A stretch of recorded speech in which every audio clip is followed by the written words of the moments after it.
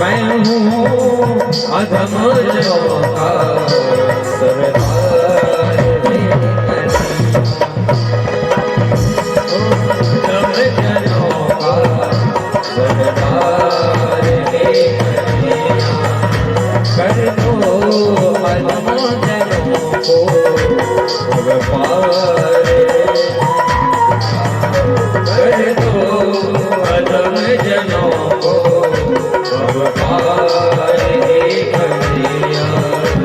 करुणा निधान करुणा करनी पड़ेगी तुमको करुणा निधान करुणा करनी पड़ेगी तुमको करुणा निधान करुणा करनी पड़ेगी तुमको वरना वरना यह नाम तेरा वरना यह नाम तेरा बदनाम वरना यह नाम तेरा बदनाम है कन्हैया वरना यह नाम तेरा बदनाम है वरना यह नाम तेरा बदनाम है कन्हैया कन्हैया कान्हा रे कन्हैया कान्हा रे आजा अब तो आजा कन्हैया कान्हा रे कन्हैया कान्हा रे आजा अब तो आजा आजा अब तो आजा आजा अब तो आजा आजा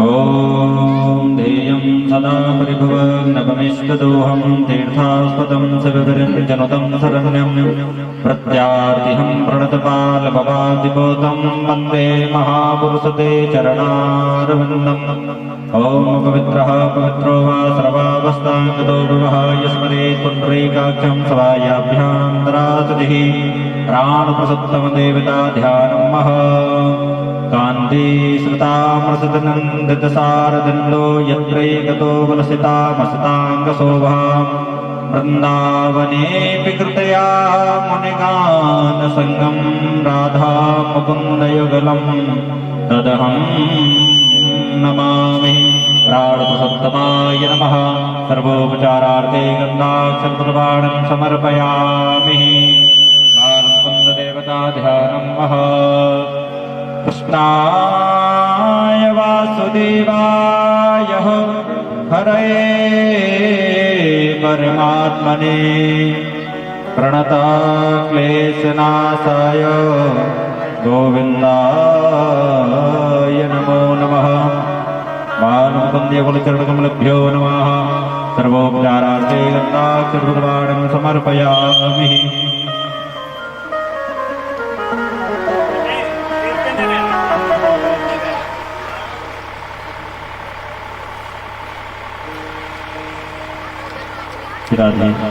आचार्य सुखदेवता पूजनं मह यप्रभजन्तमनुपेतमपेतकृत्यं दैपायनो बृहदातर्याजुहावः स्वस्ति श्री गणेशाय नमः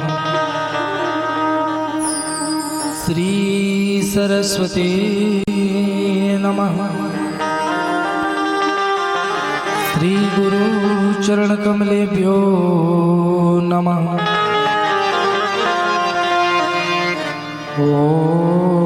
ओम नमो भगवते वासुदेवाय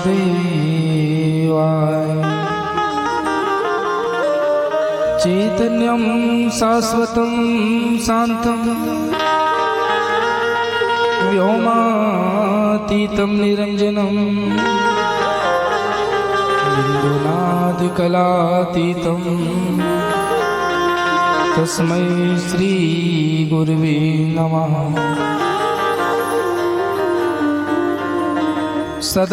सदाशिवसमारम्भां शंकराचार्य मध्यमाम् अस्मदाचार्य पर्यन्तां वन्दे श्री गुरु परम्पराम्। वंशी विभूषित करा नवनीरदाभा पीताम्बराधरुण बिम्बफलाधरोष्ठा पूर्णेन्दु सुंदर मुखा दरविंद नेत्रा कृष्णात् परं किमपि तत्त्वमहं न जाने यस्या किंच विभाति भूतरसुतं देवपगामस्तके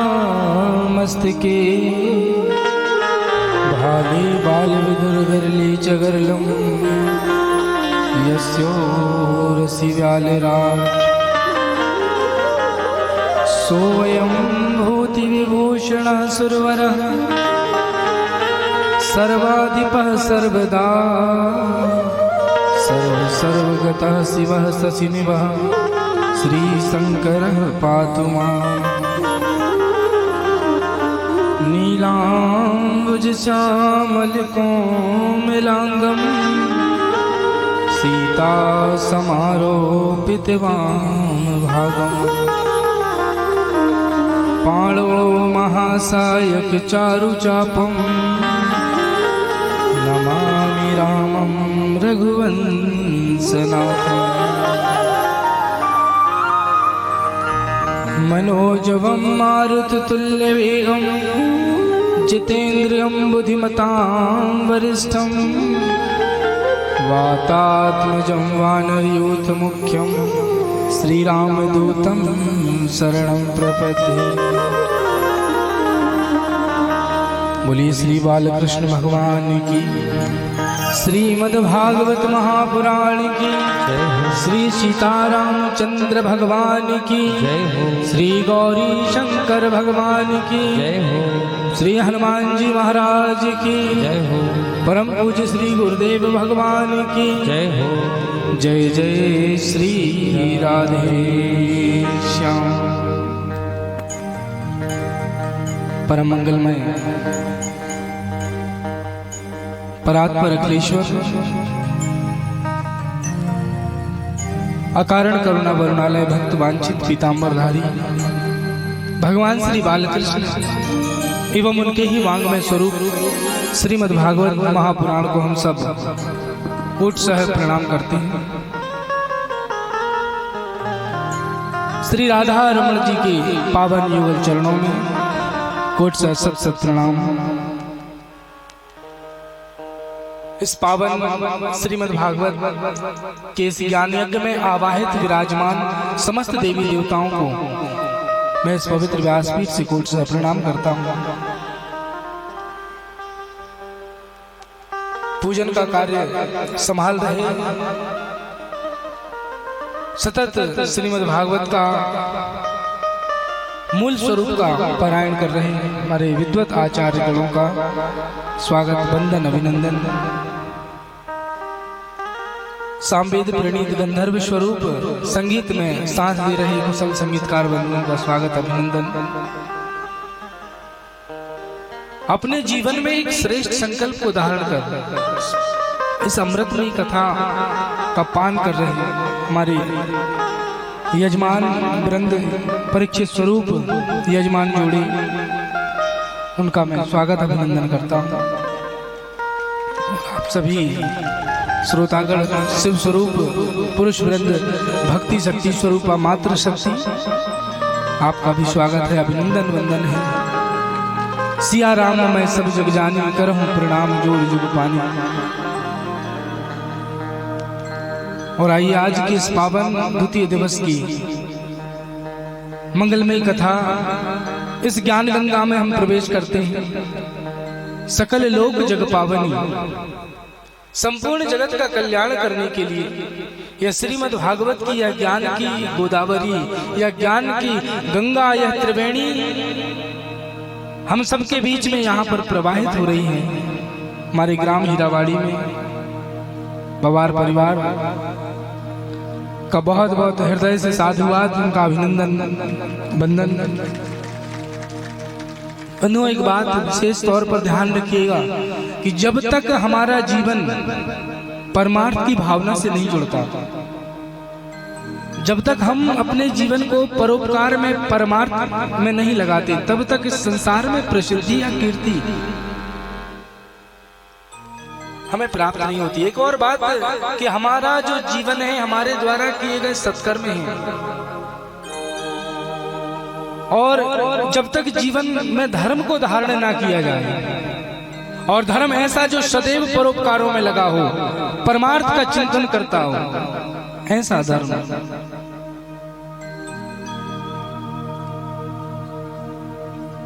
और उसमें हमारे निजी छोटे से स्वार्थ की भावना निहित ना हो।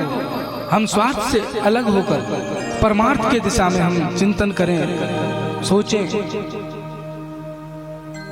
और यही इस कथा की विशेषता है कि यह हमारे जीवन को स्वार्थ से हटाकर परमार्थ में लगाती है। यह कथा हमें अंधकार से निकाल करके प्रकाश की ओर ले जाती है। यह कथा हमें अज्ञान जो हमारे हृदय में है, उस अज्ञान से हमें अलग करके हमें ज्ञान के मार्ग में चलना सिखाती है। यही इस कथा की विशेषता है, यह कथा की महिमा है। लेकिन एक बात बड़ी ध्यान से और बड़ी सावधानी से सुनना, इस कथा को सुन करके हम यहाँ पर बैठे जरूर हैं। मैं कल भी आप लोगों को ये बात कही थी मैंने कि हम यहाँ पर बैठ करके संसार का चिंतन ना करें। यहाँ पर बैठकर हमें चिंतन किसका करना है? हमारे ठाकुर जी का, श्री राधा रानी के युगल चरणों का। बहुत से लोग होते हैं जो कहते हैं महाराज जी कथा हो गई, उसके बाद 2-4 घंटे बाद पूछो तो कहा कथा समझ में ही नहीं आई। सुन तो लिए 3 घंटे बैठ के, लेकिन अब क्या सुने हैं? अब 2 घंटे बाद पूछो तो उसमें से। तो ऐसा क्यों होता है? ऐसा इसलिए होता है भैया कि हमने कथा सुनी है, लेकिन कथा को सुनते हम जरूर गए, उसे हमने धारण नहीं किया उसके स्वरूप को। तो कथा सुनना हमारे लिए सार्थक भी नहीं है। तो कथा समझ में तब आएगी जब कथा की शर्तों को हम पूरा करेंगे। तो कथा की शर्तों को तो पहले आप पूरा करिए। तो क्या शर्त है कथा की?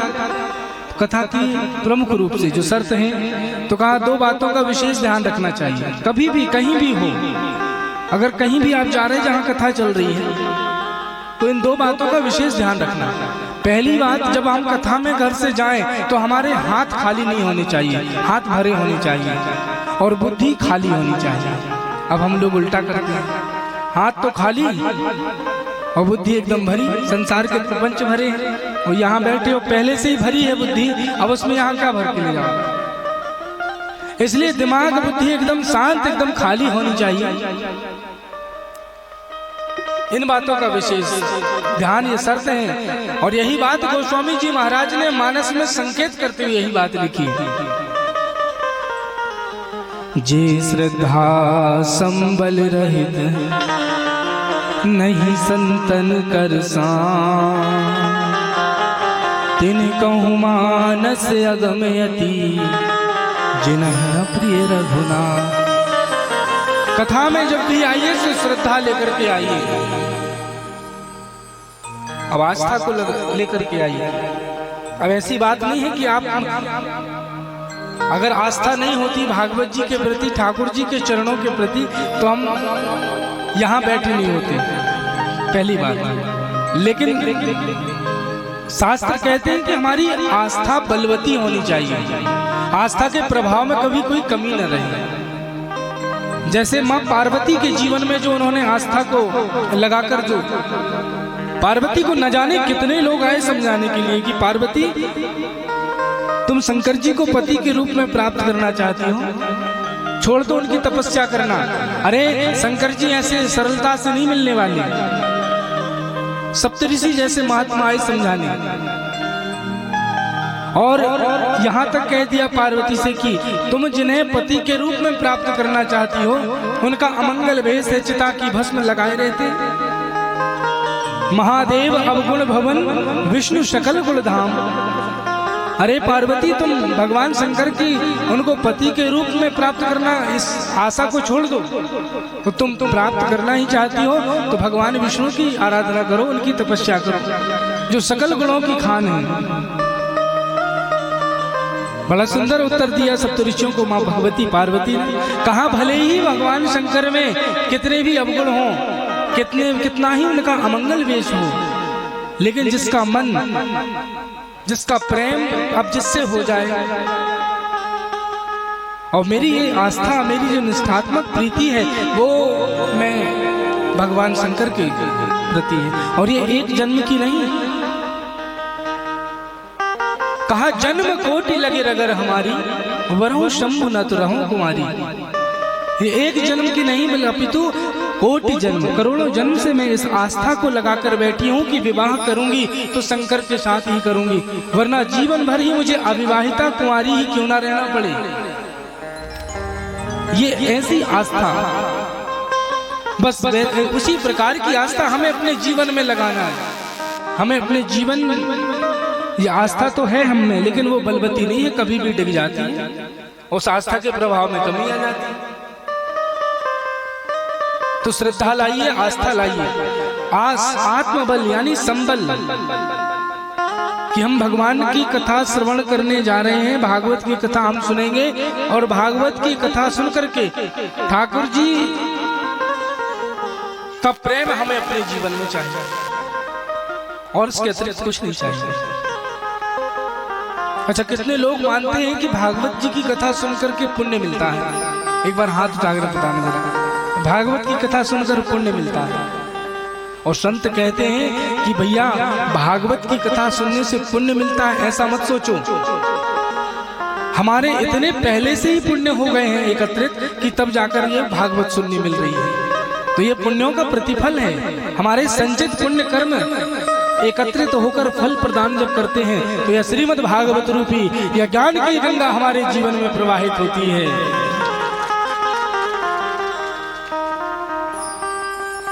बड़ा सुंदर भाव, और आइए इसी भाव और इसी श्रद्धा के साथ में अपनी मन और वाणी को पवित्र करने के लिए हम श्री राधा नाम संकीर्तन के माध्यम से चित्तवृत्तियों को, मन वाणी को पवित्र करते हैं। सभी लोग मीठी मीठी ताली सेवा करते हैं, हमारे साथ गुनगुनाएंगे। बोलिए श्री राधा रानी सरकार की।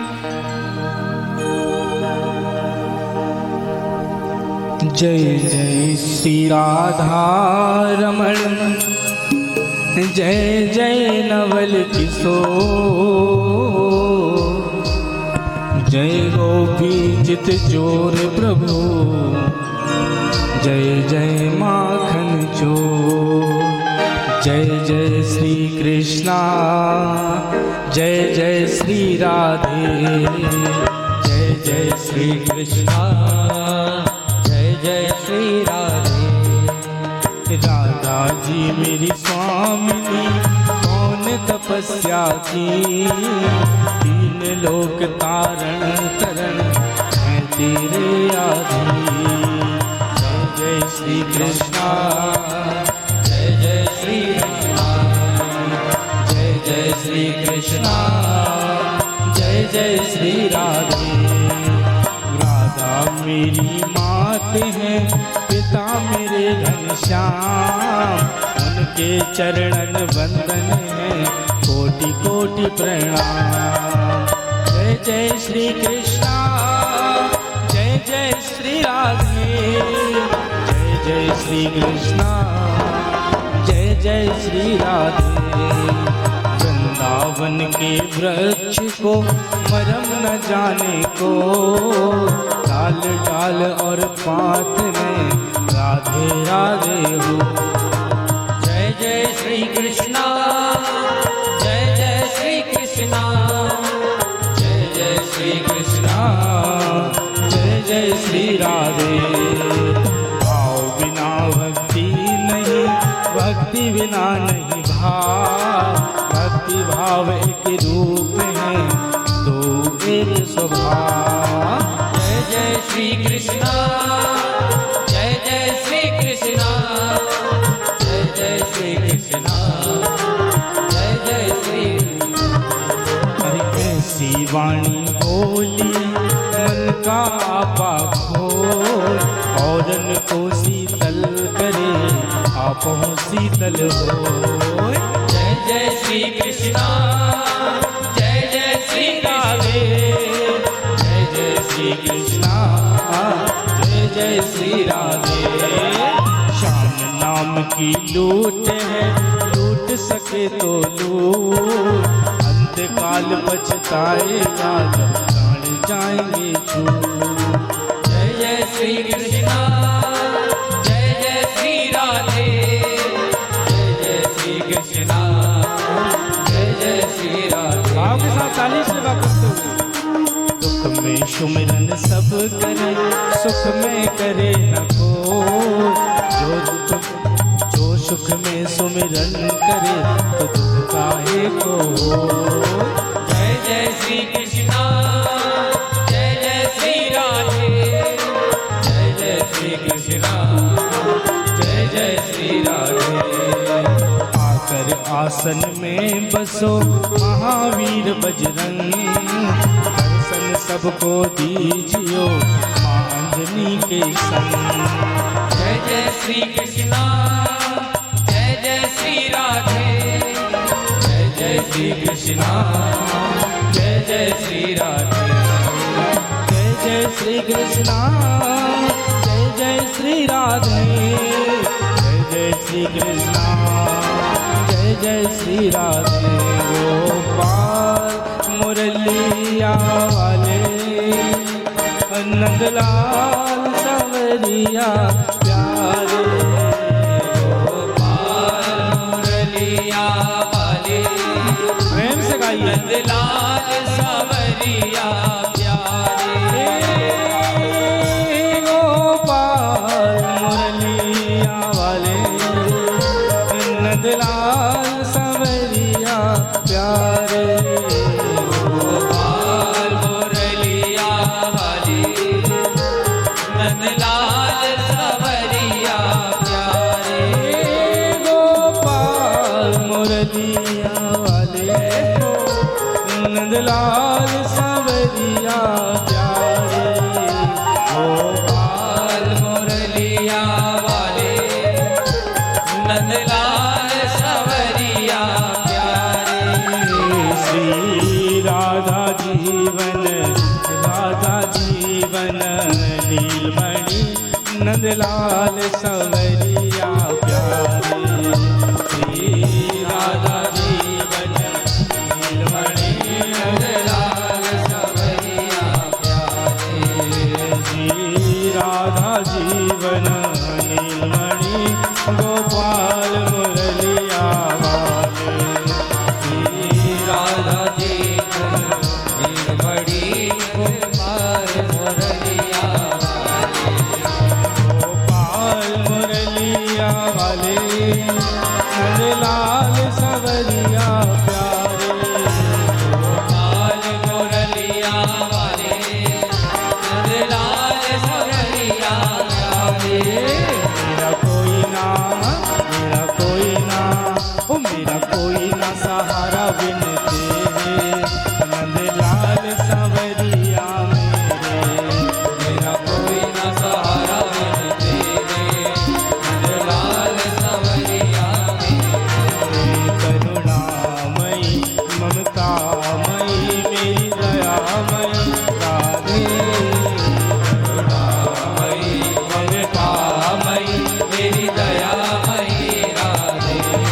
ओ करुणामयी, करुणामयी ओ कृपामयी, कृपामयी करुणामयी, करुणामयी कृपामयी कृपामयी मेरी दयामयी राधे।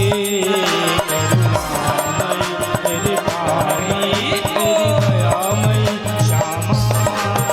करुणामयी कृपामयी मेरी दयामयी श्यामा। दोनों हाथ ऊपर करके ताली सेवा करते हुए क्या कहेंगे?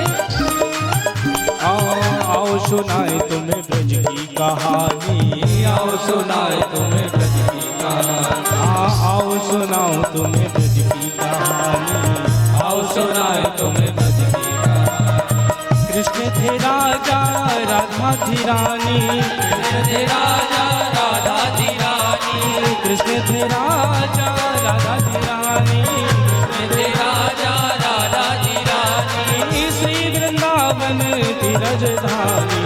आओ सुनाए तुम्हें ब्रज की कहानी, आओ सुनाए तुम्हें ब्रज की कहानी, आओ सुनाए तुम्हें ब्रज की कहानी, आओ सुनाए तुम्हें ब्रज की कहानी। करुणामय तेरे पामय मेरी दयामय श्यामा, तेरे पामय मेरी दया मई श्यामा, करुणामय तेरे पामय मेरी दयामय राधे, करुणामयी तेरे पामय मेरी दया मई राधे, ओ मेरी दयामय श्यामा, मेरी दया मई श्यामा, मेरी दयामय राधे। श्री राधा रानी सरकार की जय श्रीमद् भागवत महापुराण की जय जय जय श्री राधे। संत उदय संतत हितकारी, विश्व सुखद जिन इंदु तमारी। कभी भी ये समझ लेना कि अगर हमारे जीवन में कभी कोई संतों का आगमन हमारे ग्राम में, हमारे नगर में, हमारे घर में यदि हो जाए, शास्त्रों का, संतों का, इनके विषय में कहा गया है कि ये चलते फिरते तीर्थ हैं। इनके दर्शन मात्र करने से, शास्त्रों के, संतों के दर्शन करने मात्र से हमारे जीवन में तीर्थ का वास करने का, तीर्थ में स्नान करने का फल प्राप्त होता है। इसलिए गोस्वामी जी महाराज लिखते हैं कि संत उदय संतत जिनकारी। संतों का आगमन जब होता है तो वह सदा सर्वदा सबके लिए हितकारी होता है। जैसे जब चंद्रमा उदय होता है तो वो रात्रि के अंधकार को शीतलता पूर्वक दूर हटा देता है, उसी प्रकार जब संत हमारे जीवन में आते हैं तो हमारे अंदर के वो विषय रूपी, काम क्रोध रूपी, उस अज्ञान रूपी उस अंधकार को वो शीतलता पूर्वक दूर कर देते हैं। हम सब जानते हैं एक बात कि सागर का जल कैसा होता है, समुद्र का पानी खारा होता है, और खारा होने के कारण वो सागर का पानी न तो पीने के योग्य होता है, न तो सिंचाई के लिए, न किसी और अन्य उपयोग में आता है। लेकिन वही सागर का जल जब उसे मेघ ऊपर लेकर जाते हैं और जब बारिश बनकर बरसता है तो सारे संसार को आनंदित कर देता है।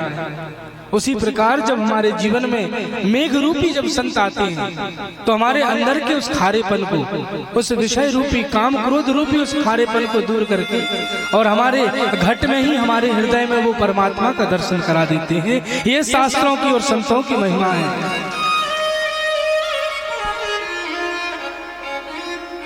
बड़ा सुंदर वर्णन किया है यहाँ व्यास जी महाराज ने। कल हमने भागवत जी की महात्म्य की कथा श्रवण की। अब श्रीमद् भागवत के प्रथम स्कंद की कथा तो आज से प्रारंभ होती है। भागवत जी के महात्म्य की कथा हम इसलिए हमें श्रवण करनी चाहिए क्योंकि महात्म्य की कथा जो समझ लेता है और अच्छे से श्रवण कर लेता है, समझ लो उसे 7 दिन फिर ज्यादा समझाने की आवश्यकता नहीं पड़ती। इसलिए भागवत जी के महात्म्य को कभी भी कहीं भी श्रवण करें तो उस कथा को हमें ध्यान से सुनना चाहिए। जब भी कोई ग्रंथ की शुरुआत होती है तो उसमें सबसे पहले मंगलाचरण किया जाता है। तो भागवत जी में भी जब शुरुआत हो रही है तो प्रथम स्कंद में मंगलाचरण किया गया है। बड़ा सुंदर वर्णन किया व्यास जी महाराज ने। जन्मयादस्यतो अन्वया दितरश्चार्थे स्वभिज्ञः स्वराटो तेने ब्रह्मा हृदयाय आदि कवये मुह्यन्ति यत् सूर्यः तेजो वारि मृदां यथा विनमयो यत्र सर्गो अमृसा धामना स्वेन सदा निरस्त गुहकम सत्यम परम धीमहि। व्यास जी महाराज देखिए, एकमात्र संसार का ऐसा ग्रंथ है श्रीमद् भागवत। नहीं तो आप दूसरे ग्रंथों को देख लीजिए, किसी में विष्णु जी की वंदना के साथ प्रारंभ हुआ है, तो किसी में शिव जी की वंदना है, तो किसी में देवी की वंदना है, किसी में हनुमान जी की, किसी में राम जी की। लेकिन एकमात्र संसार में सिर्फ भागवत ग्रंथ ऐसा है जिसमें किसी का नाम नहीं लिया गया। यहाँ कह दिया है सत्यम परम धीमहि, कि जिस परमात्मा की इच्छा शक्ति मात्र से इस सारी सृष्टि की रचना होती है, जिस परमात्मा की इच्छा शक्ति मात्र से सारा विश्व प्रपंच पालित होता है, और जिस परमात्मा की इच्छा शक्ति मात्र से ये सारा संसार नष्ट हो जाता है, प्रलय हो जाता है, जिसका जैसे तेजों में सूर्य की किरणों की रश्मियां, उनके कारण हमें कभी कभी थल में भी जल का भ्रम होने लगता है, जिसे मृग मरीचिका कहते हैं। देखा होगा आपने गर्मियों के दिनों में, आप सड़क में खूब दूर दृष्टि डालना तो ऐसा लगेगा जल भरा हुआ है, पानी है वहाँ, लेकिन जब पास में जाओ तो वहाँ कुछ नहीं रहता। ये सूर्य की किरणों की रश्मियां, जिसे मृग मरीचिका, ये रेगिस्तान वाले क्षेत्र में अत्यधिक देखने को मिलती है। तो वो जो भ्रम रहता है जल का, यही भ्रम हमारे जीवन में हमें संसार के लिए हम वास्तव में जो सत्य है वो परमात्मा, वो कृष्ण, वो राम, वो शिव, वो नारायण, वो सत्य है, लेकिन हम उन्हें सत्य समझ के लिए और इस संसार को हमने सत्य मान लिया है।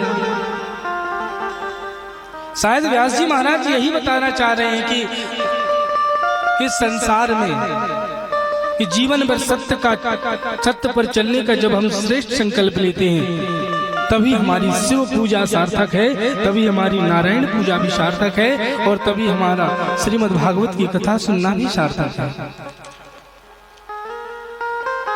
क्योंकि सत्य से बड़ा इस संसार में और दूसरा कोई धर्म नहीं है। गोस्वामी तुलसीदास जी महाराज भी कहते हैं, धर्म न दूसर सत्य समाना, धर्म न दूसर सत्य समाना, आगम निगम पुराण बखान, धर्म न दूसर सत्य समाना, धर्म न दूसर सत्य समाना, आगम निगम पुराण बखाना। अरे हमें पुराण वेद शास्त्र बारंबार नेति नेति यही कहते हैं कि सत्य से बड़ा कोई दूसरा धर्म नहीं, और नहीं असत्य सम पातक पुंजा, गिरि सम होय की कोटिक गुंजा, और असत्य से झूठ से बढ़कर कोई दूसरा पाप नहीं। असत्याद परा अधर्मो। इसलिए जीवन में ज्यादा से ज्यादा सत्य बोलने का संकल्प हम लें। सत्य की वंदना जब कर ली तो उसके बाद परम धर्म का निरूपण किया है। बहुत ध्यान से सुनिएगा। धर्म प्रोक्षित केतवो अत्र परमो निरमत्सराणां सता, वेदं वास्तवमत्र वस्तु शिविदं तापत्रयोन्मूलनम्। श्रीमद्भागवते महामुनिकृते किं वा परिरीश्वरः सदोहृदवरुध्यते यत्र कृतभिः शुश्रूभिस्तत्क्षणात्। धर्म प्रोक्षित, बहुत ध्यान से इसको सुनना, ये भागवत जी का मुख्य विषय है। भागवत ग्रंथ प्रोक्षित धर्म की बात करता है। इस भागवत शास्त्र हमें प्रोक्षित धर्म, परम धर्म की शिक्षा देता है। धर्म प्रोक्षित केतवो अत्र परमो निर्मत्सराणां सताम। जो प्रोक्षित धर्म, परम धर्म क्या है? जो उज्जवल धर्म है, जो प्रकाशित धर्म है, जो प्रौढ़ों का धर्म है, जो विद्वानों का धर्म है, जो समझदारों का धर्म है, वो प्रोक्षित धर्म है। कोई रूढ़िवादियों का नहीं, डरपोकों का नहीं, यह भागवत का मुख्य विषय महाराज। आदमी आज दूध भगवान भोलेनाथ को चढ़ाता है और देखता दुनिया को है कि देख मैं कितना चढ़ा रहा हूं, मैं इतने लीटर से अभिषेक कर रहा हूं। आज मंदिर में 2 लोगों की सबसे ज्यादा भीड़ दिखाई देती है, बहुत ध्यान से सुनना। 2 लोगों की भीड़ ज्यादा मंदिरों में दिखाई पड़ती है। या एक उनकी रहती है जिन्हें भगवान से कुछ चाहिए होता है, मांगने वालों की भीड़ होती है, या दूसरे वो होते हैं जिन्हें भय होता है, डर होता है कि हमारे साथ ऐसा ना हो, ऐसा हो जाए। या तो मांगने वालों की भीड़ है या डरपोकों की भीड़ है। भगवान से प्रेम करने वाला तो बिरला ही मंदिर में पहुंचता है। हमारे ठाकुर जी से जो प्रेम करता है वो बिरले ही होते हैं।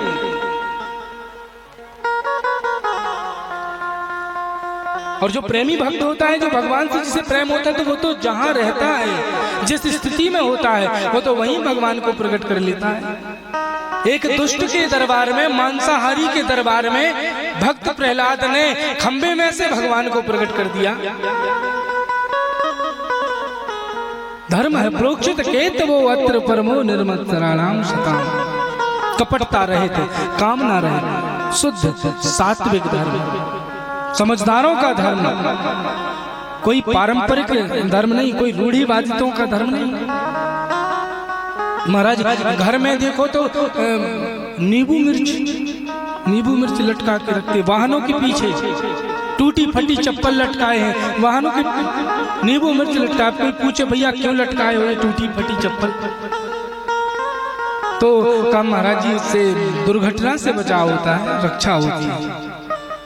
अच्छा, अगर नींबू मिर्च लटकाने से, टूटी फटी चप्पल लटकाने से एक्सीडेंट से बचाव होता है, दुर्घटना से बचाव होता है, तो एक काम करो, हमारे देश की जो बॉर्डर है, सीमा में, वहां भी टूटी फटी चप्पलें लटका दो। फिर इतने क्यों हमारे सैनिक वहां पर खड़े करवाए, तो दुर्घटना ही नहीं होगी, कोई एक्सीडेंट नहीं होगा, कोई युद्ध नहीं होगा। ऐसी कड़कड़ाती ठंड में, जहां के विषय में यदि हम सोच भी लें तो निमोनिया हो जाए, ऐसी ठंड है, तो वहां पे हमारे वीर सैनिक जवान जहां तैनात हैं, तो ये भागवत ग्रंथ ये रूढ़िवादिता या पारंपरिक धर्म की शिक्षा नहीं देता। भागवत जी हमें परम धर्म की शिक्षा देती है,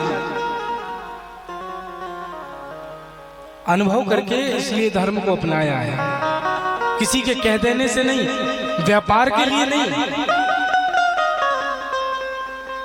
किसी के कह देने से नहीं अपनाया।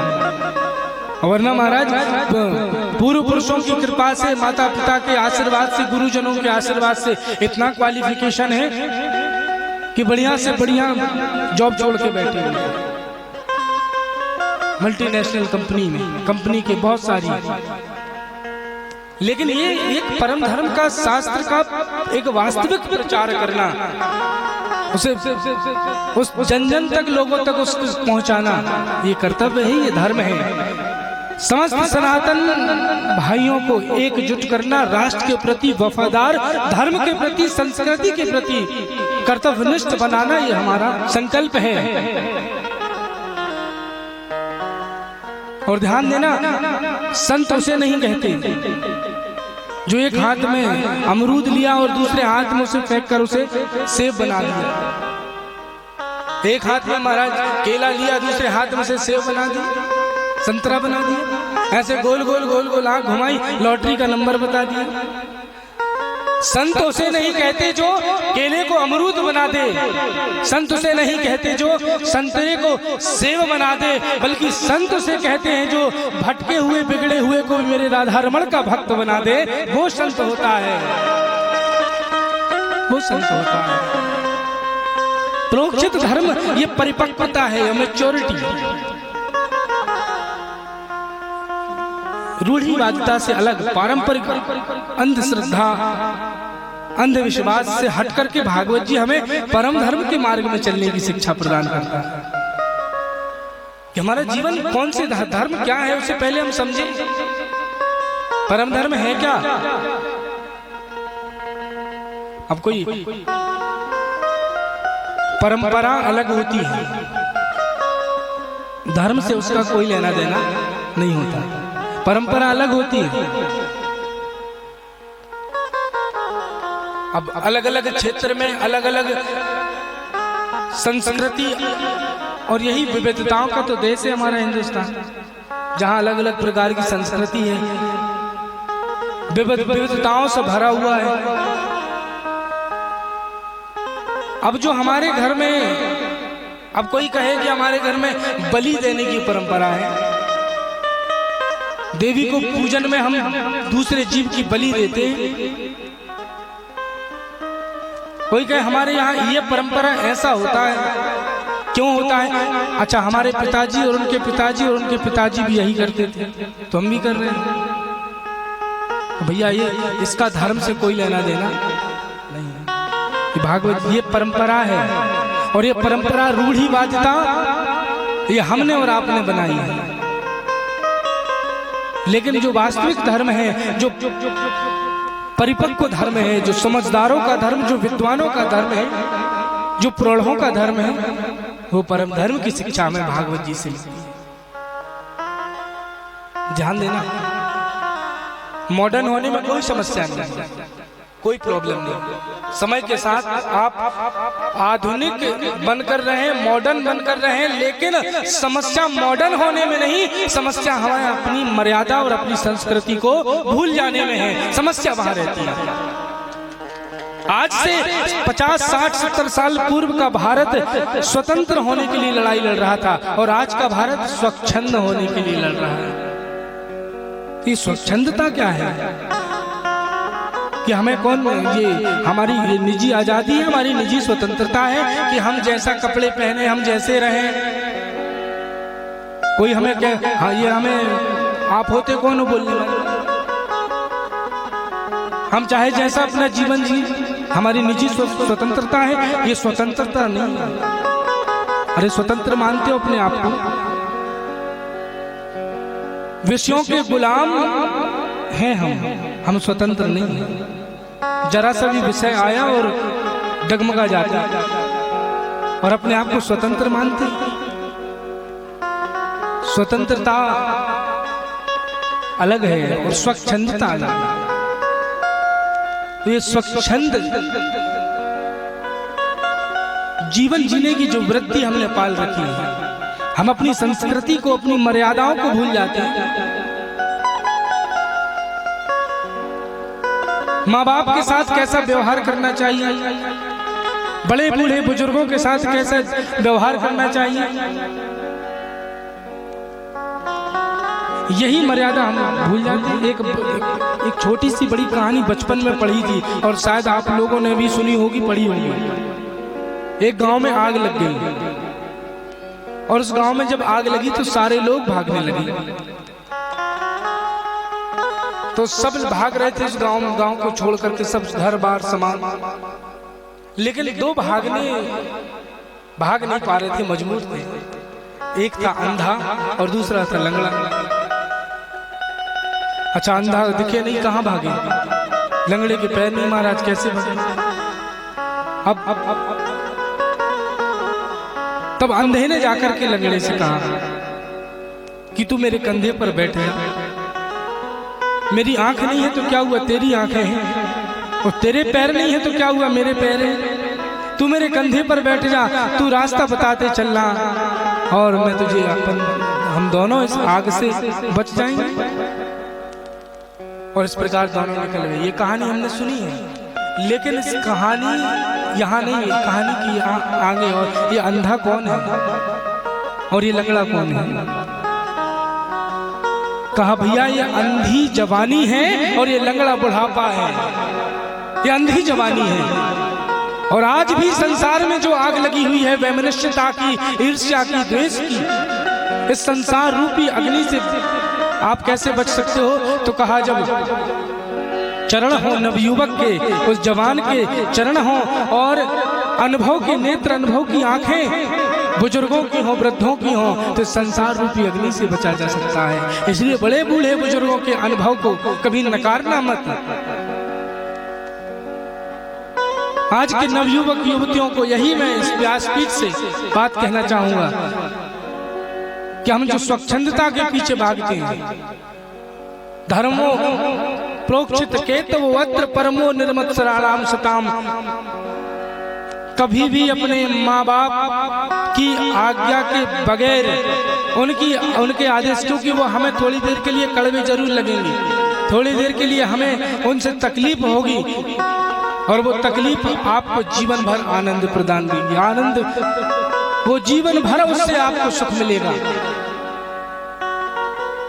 क्योंकि उनके अनुभव के नेत्र हों और आपके जब नए चरण हों तो संसार रूपी वैमनस्यता की इस द्वेष रूपी इस आग जो लगी उससे बचा जा सकता है। और वास्तव में पूछा जाए तो निष्काम धर्म से ऊंचा कोई धर्म नहीं है। मंदिर हम इसलिए ना जाएं कि मंदिर जाने से हमें पुण्य मिलता है, भागवत की कथा हम इसलिए सुनने ना बैठे कि भागवत कथा सुनने से पुण्य फल मिलता है, बल्कि मंदिर या कथा में हम सत्संग में हम इसलिए जाएं कि हमारा कर्तव्य है, ये हमारा धर्म है, यही हमारी निष्ठा है, इसलिए हम भागवत की कथा या मंदिर में जाएंगे। सूत जी महाराज ने जब शौनकादिक ऋषियों से ये सारी कथा कही और आगे जब बताने लगे कि अपनी मां सत्यवती को आश्वासन देकर के और सांत्वना देकर श्री व्यास जी महाराज बद्रीनाथ धाम में आकर के सरस्वती नदी के किनारे एक बड़ा ही सुंदर आश्रम बनाते हैं जिसका नाम है साम्यप्रास। और साम्यप्रास आश्रम में जब वेद जो है वो एक है, भगवान नारायण के मुख से जिसका उद्धृत हुआ है, जो निकला हुआ है, उस एक वेद के उन्होंने 3 और भाग किए। तो वेद कुल कितने हो गए? 4। ऋग्वेद, यजुर्वेद, सामवेद, अथर्ववेद।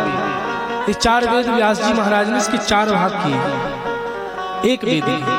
अब वेदों की भाषा इतनी कठिन है कि उसको समझना कठिन, और यदि कोई समझ जाए तो फिर उसे समझाना कठिन दूसरे को।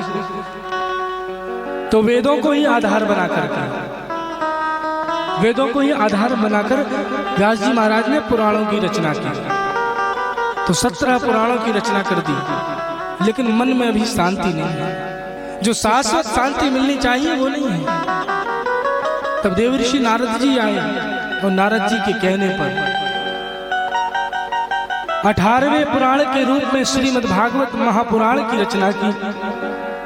18,000 श्लोक रूपी 12 स्कंद 335 अध्यायों में वर्णित इस भागवत शास्त्र की जब रचना व्यास जी ने कर ली तो वहीं उन्होंने कलम रोक दी कि बस अब मुझे जो शांति जो चाहिए थी वो मिल चुकी है। इस पुराण में सब शास्त्रों का, सब पुराणों का सार है। भगवत लीला का जो इन्होंने जो वर्णन किया है वो सारी लीलाएं भगवत चिंतन करते करते श्रीमद् भागवत में सब कुछ समाहित है।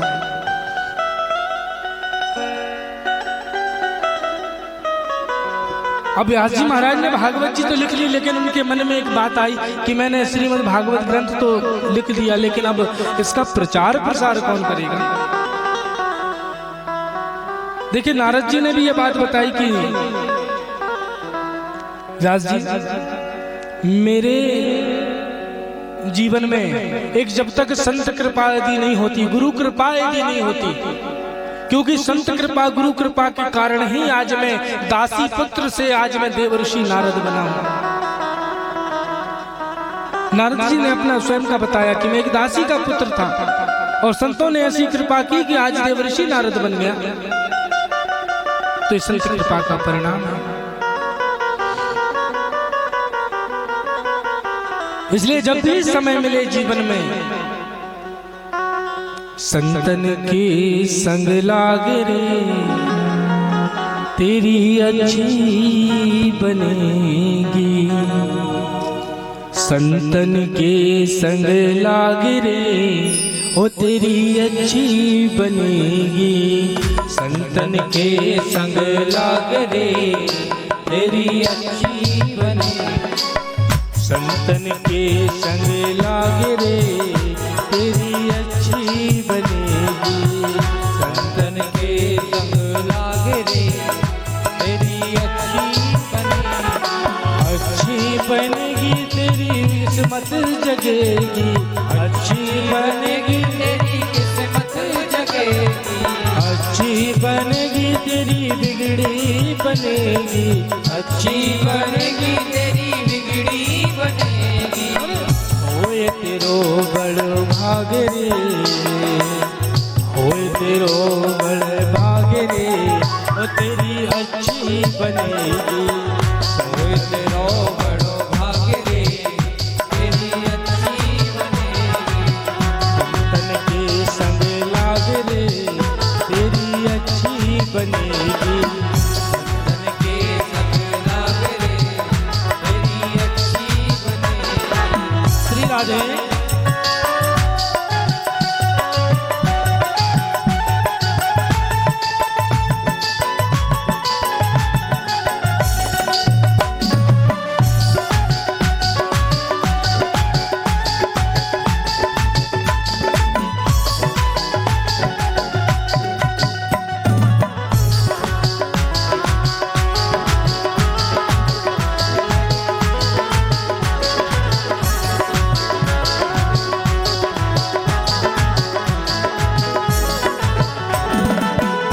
जानना चाहते हो किस किसने संत कृपा से जिनकी किस्मत जिनका जीवन बन गया।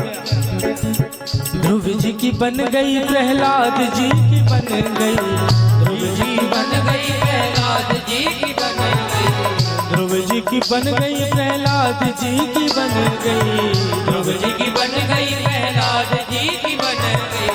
हरि कीर्तन में लाग रे, तेरी अच्छी बनेगी, हर कीर्तन में लाग रे, तेरी अच्छी बनेगी।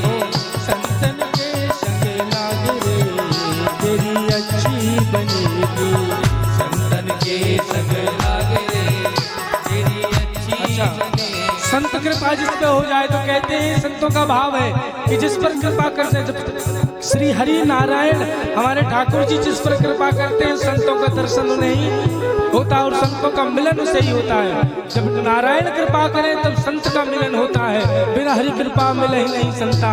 और जब संत कृपा कर देते हैं तो वो भगवंत से मिला देते हैं। ये हमारे जीवन की जो जितने विकार हैं तो से उनको मिटा करके कागा से तो है हंस बनायो, कागा से तो है हंस बनायो, कागा से तो है हंस बनायो, कागा से तो है हंस बनायो, कागा से तो है हंस बनायो, कागा से तो है हंस बनायो।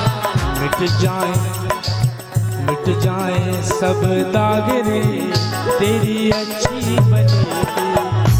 जाए सब दाग रे, तेरी अच्छी बनेगी। संतन के संग लाग रे, तेरी अच्छी बनेगी।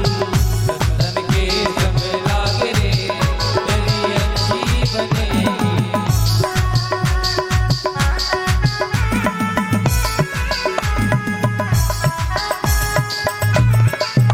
राधा रमन सरकार की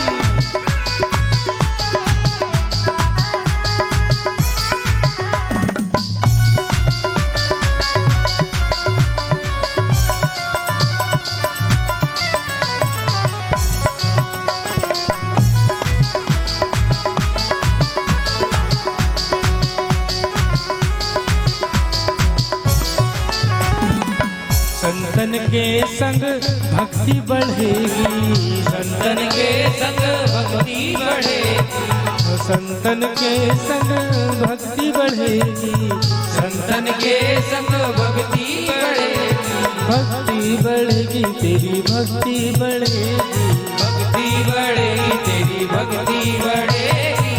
संतन के संग भक्ति बढ़ेगी, संतन के संग भक्ति बढ़ेगी। रामचरण अनुराग रे, रामचरण अनुराग रे, ओ तेरी अच्छी बनेगी। संतन के संग लाग रे, तेरी अच्छी बनेगी।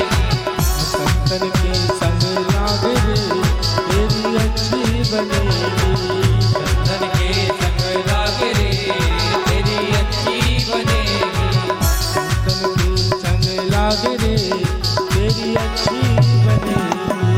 जीवन के संग लाग रे तेरी अच्छी बनेगी, सत्संग के संग लाग रे तेरी अच्छी बनेगी, सत्संग के संग लाग रे तेरी अच्छी बनेगी, तेरी बिगड़ी बनेगी तेरी अच्छी बनेगी, तेरी बिगड़ी बनेगी तेरी अच्छी बनेगी, तेरी बिगड़ी बनेगी तेरी अच्छी बनेगी।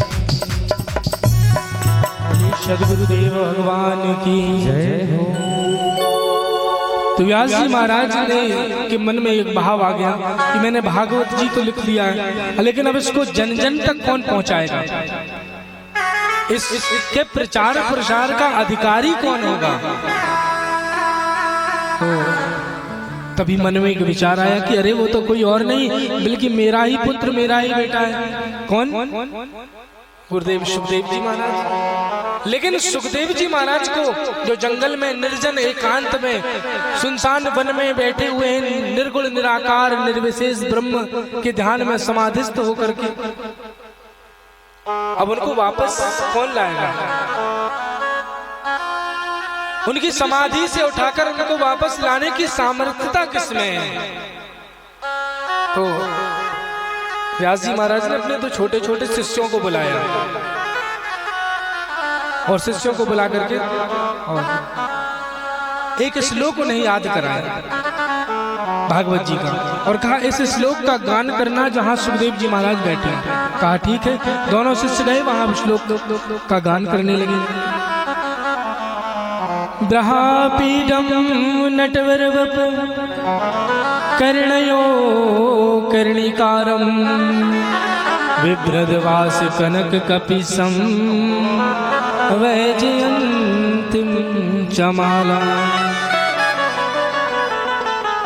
अभी आधे श्लोक का गान किया था। इस श्लोक में कि भगवान ठाकुर जी कितने सुंदर हैं, उनका एक एक अंग प्रत्यंग कितना मधुर कितना सुंदर है। अधरम मधुरम वदनम मधुरम रूपम मधुरम गीतम मधुरम तिलकम मधुरम वलितम मधुरम। सब कुछ जिनका एकदम मधुर है, चलना उठना बैठना उनके हर एक अंग इतने सुंदर है। इस श्लोक में ब्रहापीडम नटवरवपु कर्णयो कर्णिकारम विभ्रदवास कनक कपिसम वैजयंतीम चमालम। इतना श्लोक का गान किया था तो गुरुदेव सुखदेव जी महाराज ने नेत्र खोलकर देखा और मन में सोचे कि इतना सुंदर कोई है, लेकिन फिर विचार किया कि बाहर से सुंदर है लेकिन अब स्वभाव कैसा है। बाहर से सुंदर होना कोई बड़ी बात नहीं है, लेकिन चरित्र कैसा है, स्वभाव कैसा है। और फिर नेत्र बंद करके बैठ गए। दोनों शिष्य आ गए, व्यास जी महाराज को बताया तो व्यास जी महाराज ने कहा कोई बात नहीं, कल फिर जाना। और दूसरे दिन दूसरे श्लोक को याद कराया और फिर पहुंचाया और वो श्लोक लेकर के गए और जाकर के वहां गान कर दिया। इस श्लोक दूसरे दिन जब गए हैं तो उस श्लोक में क्या है कि भगवान का स्वभाव कैसा है। अहो वकीयम स्तनम कालकूटम जिन्दासयापायदा सात्वी लेभे गतिं धातृचितां ततो अन्यम हम वा दयालु शरणं ब्रजेमा। अरे कितना सुंदर स्वभाव है हमारे ठाकुर जी का। जो मारने आई कालकूट विष लगाकर जो पूतना मारने आई थी कन्हैया को, उस मारने आई पूतना को भी भगवान ने उसे वो सदगति दे दी जो मैया यशोदा को देनी थी। मैया यशोदा को जो लाभ मिलना था, जो गति मिलनी थी, वो मारने आई पूतना को भगवान ने प्रदान कर दी। कौन होगा ऐसा दयालु संसार में? हमारी और आपकी कृपा में, हमारी और आपकी दया में, करुणा में कोई ना कोई कारण रहता है। जब भी हम किसी पर कृपा करते हैं, करुणा करते हैं, दया करते हैं तो कोई कारण होता है। सुर नर मुनि सबकी यह रीति, स्वार्थ लागी करहि सब प्रीति। तो बिना लेकिन भगवान के विश्लेषण में कहा गया कि भगवान अकारण करुणा वरुणालय हैं। उनकी कृपा में, उनकी करुणा में कोई भी कारण नहीं होता। भगवान निरपेक्ष हैं। उन्हें सिर्फ आवश्यकता है तो केवल हमसे क्या आवश्यकता है, तो कहा केवल प्रेम की। राम ही केवल प्रेम प्यारा, और जिसने प्रेम से बुलाया है तो वही भगवान दौड़े चले गए। प्रेम ते प्रकट हो ही में जाना।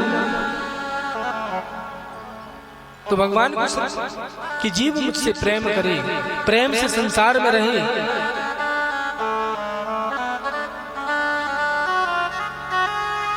कौन होगा ऐसा दयालु? सुखदेव जी महाराज उठ खड़े हुए आसन से और सीधे कहा, और आगे सुनाओ, और आगे सुनाओ। तो शिष्यों ने कहा कि हमसे तो बस इतना ही आता है, अगर इसके आगे सुनना है तो आपके पिताजी को ऐसे 18,000 आते हैं। कहा उनके पास चल के आप चलना पड़ेगा। दौड़ते हुए आए सुखदेव जी महाराज अपने पिता वेद व्यास जी के पास और चरणों में वंदन किया। कहा, पिताजी मुझे आप भागवत धर्म का उपदेश प्रदान कीजिए। ध्यान से सुनना, सुखदेव जी महाराज जो हैं वो जन्म लेते साथ ही जब माँ के उदर में, जब माँ के अपने माँ के पेट में जब वो आए तो गर्भ से बाहर ही नहीं निकल रहे थे, क्योंकि वो जान रहे थे कि इस संसार में मैं जाऊंगा और संसार में जाते साथ ही जो भगवान की ही जो वैष्णवी माया है उसके कारण भगवान का भजन जीव भूल जाता है। गर्भ में रहता है तो खूब भगवान से प्रार्थना करता है कि प्रभु मुझे यहाँ से बस बाहर निकाल दो, मैं आपका खूब भजन करूंगा, खूब भजन करूंगा। और जैसे ही भगवान से ये हाथ जोड़कर विनती करता है कि गर्भ से बाहर निकाल दो, आपका भजन करूंगा, भजन करूंगा, और बाहर निकलते ही भोजन करूंगा, बस भोजन करूंगा। आहार निद्रा भूल जाता है भजन करना। तो कहा भैया, सुखदेव जी महाराज 10 वर्ष तक मां के गर्भ में रहे, और जब बाहर निकले दिव्य आत्मा, गर्भ से बाहर निकले दिव्य आत्मा के रूप में बड़े अवस्था में आ गए और तुरंत माँ को प्रणाम करके और चल दिए जंगल की ओर। केवल 4 अंगुल की एक लंगोट बस धारण की, वो भी माँ के कहने पर 4 अंगुल की लंगोट पहने। और कहा भैया बीत राग है सुखदेव जी महाराज। बीत राग किसे कहते हैं? जो जिसका मन, जिसकी बुद्धि राग से बीत गई हो, जिसे संसार में कोई राग ना हो, वो होता है बीत राग। तो सुखदेव जी महाराज निर्गुण निर्विकार ब्रह्म की समाधि में बैठे हुए थे। ऐसे वीतराग परिव्राजक सुखदेव जी महाराज भी श्रीमद् भागवत की कथा को सुनने व्यास जी महाराज के पास आए और व्यास जी महाराज ने उन्हें उपदेश दिया। लेकिन सर्वप्रथम व्यास जी महाराज ने सोचा कि जो उसने काम और क्रोध पर विजय प्राप्त कर ली हो, ये कथा भागवत की उसे ही हम श्रवण कराएंगे, वही अधिकारी होगा इसके प्रचार प्रसार का। तो किसके पास भेजा? थोड़ा इको कम करो, मिनट बढ़ा दो। किसके पास भेजा है? तो कहा महाराज जनक के पास है। जनक जी के पास में अब यहाँ पर नारद जी पहले पहुंच गए। बहुत ध्यान से सुनिएगा। नारद जी आए, नारद जी ने महाराज जनक का वैभव, उनका ऐश्वर्य देखा और महाराज जनक से कहने लगे, विदेह राज जनक। विदेह की उपाधि इनको क्यों मिली? क्योंकि इनको देह का भी अभिमान नहीं, इस देह की भी निवृत्ति जिसको हो जाए वो विदेह है। अब कहा जनक जी आप तो इतने बड़े भवन, इतने बड़े महल में रहते हैं, आपकी रानी है, पत्नियां हैं, सब कुछ नौकर चाकर दास दासियां सब अनेकों लगी, फिर आपको वीतराग क्यों कहा गया है? वीतराग माने जिसका संसार से राग ना हो, विदेह है महाराज जनक। तो कहा समय आने पर आपको समझ में आ जाएगा नारद जी। और नारद जी को बढ़िया स्वागत उनका किया और स्वागत करने के बाद अब रात्रि का भोजन तरह तरह के मेवा मिष्ठान सब नारद जी देवर्षि नारद ने पाया और इसके बाद रात्रि में कहा विश्राम कर लो। तो महाराज जनक ने नारद जी को अपने ही कक्ष में विश्राम के लिए बोल दिया कि आप यहाँ करिए। तो महाराज के कक्ष में उनके ही पलंग में विश्राम करने के लिए लेट गए नारद जी। अब नारद जी जब लेटे तो महाराज जनक ने अपनी महारानी को आदेश दिया कि नारद जी के बगल में तुम जाकर लेट जाओ। तो महारानी ने कहा जो आज्ञा, और जनक जी से आज्ञा लेकर के और महारानी आई और नारद जी जिस पलंग पर लेटे थे महाराज के वहीं पर आकर के लेट गई। अब नारद जी को बड़ा आश्चर्य हुआ कि एक तो महाराज ने मुझे अपने कमरे में अपने पलंग पर लिटा दिया और भाई यहाँ महारानी आकर लेट गई। तो नारद जी थोड़ा सा खिसक गए। अब वो खिसके तो महारानी भी खिसकते जब पलंग पूरा हो गया तो दीवाल आ गई सामने। अब जब दीवाल आई तो नारद जी ने करवट ली और दीवाल से सटकर सोए रहे पूरी रात। सुबह जैसे ही हुई और सुबह जैसे ही होते ही और नारद जी पहुंचे जनक जी के पास। महाराज ये क्या बात है, एक तो आपने रात में वहां और महारानी आकर के सो गई उसी पलंग में। वो तो अच्छा हुआ दीवाल हमें मिल गई, तो दीवाल के सहारे हम सोए रहे रात भर। दीवाल को ही हमने आसरा बना लिया कि भैया आप बच गए हम। तो आप ये क्या नर्थ करवा रहे हैं। जनक जी ने कहा नारद जी आपने कहा था वीतराग हैं आप, हमने कहा समय आने पर बताएंगे। आपने दीवाल को दीवाल समझ लिया। आप चाहते, आपका मन आपकी चित्त वृत्तियां चाहती तो आप रानी को ही दीवाल समझ लेते और सोए रहते रात भर। लेकिन आपका मन अभी भी सांसारिक वृत्तियों में वासना में फंसा हुआ है। यही विदेह राज जनक के जीवन की सुखदेव जी महाराज की परीक्षा लेने जब व्यास जी ने भेजा सुखदेव जी को तो बाहर खड़े हुए। अब बहुत ध्यान से सुना तो महाराज जनक ने पहले ही कह दिया, नौकरों को भेजा और जाकर कह दिया कि कह दो सुखदेव जी महाराज से कि अभी महाराज व्यस्त हैं, बाद में मिलेंगे, प्रतीक्षा करो, इंतजार करो। अब सुबह के आए हैं सुखदेव जी महाराज बाहर महल के बाहर एक द्वार पर ऐसे बैठे रहे। अब जो उनकी मुखाकृति थी, उनका जो चेहरा था, जैसी प्रसन्नता थी चेहरे में वही प्रसन्नता थी उनके चेहरे में। 2 घंटे हो गए, शाम हो गई। सुबह से शाम होने के बाद रात्रि हो गई। नौकरों ने आकर कह दिया कि महाराज अभी व्यस्त है, कल मिलेंगे।